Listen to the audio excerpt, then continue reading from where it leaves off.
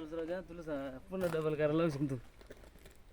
हां चालेल बरोबर घे असं असं बरोबर माणसं आले पाहिजे. हा माणसाचे नाद आहे. बरोबर हलवू नको. हा तुमचं नाव काय म्हणलं? नमस्कार मी सामाजिक कार्यकर्ता तात्याराव भुजंग.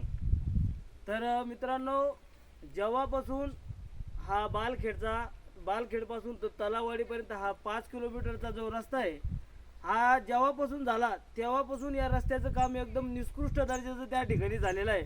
आणि बऱ्याच वेळेस या रस्त्यामध्ये खूप मोठ्या प्रमाणात खड्डे पडले असतात.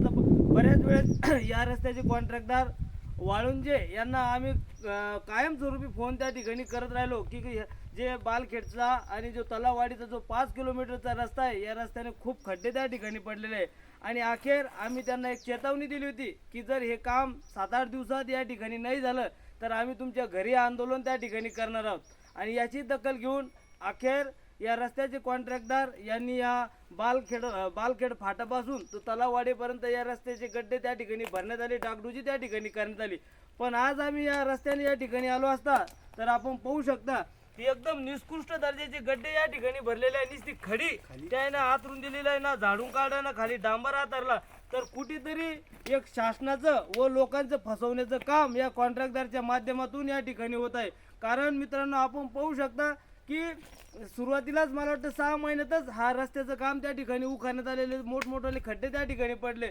पण कुठेतरी हे जे रस्त्याचे कॉन्ट्रॅक्टर आहे हे यांच्यावर कुठेतरी शासनाचा वचपा या ठिकाणी दिसून येत नाही किंवा शासनाची आणि कॉन्ट्रॅक्टदारांची काहीतरी मिलीभगत त्या ठिकाणी असते आणि खराब रस्ते त्या ठिकाणी केले जाते. कारण आता या रस्त्याला मला वाटतं किती वर्ष झाले माझ्या साहेब? 3 वर्ष झाले ना. 3 वर्ष या ठिकाणी झाले. मे मध्ये होईल ते बी. मे मध्ये. तर जर नवीन रस्ता करायचा असेल तर त्या नवीन रस्त्यासाठी 20 वर्ष त्या ठिकाणी वाट पाहावी लागते. आता तुम्ही मला सांगा 3 वर्षात नाही म्हणजे 6 महिन्यापासूनच हा रस्ता त्या ठिकाणी खराब झाला होता.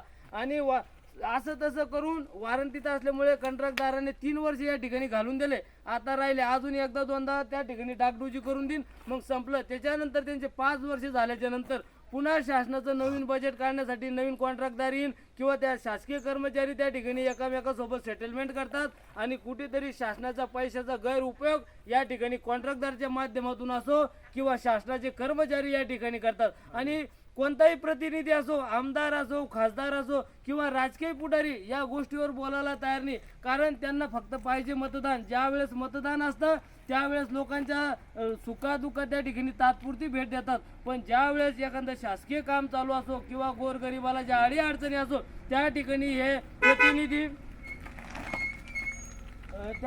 प्रतिनिधी पुढारी लक्ष देत नाही. तर आपण पाहू शकता हा रस्ता या ठिकाणी या रस्त्याची डागडुजी जाऊ द्या. अरे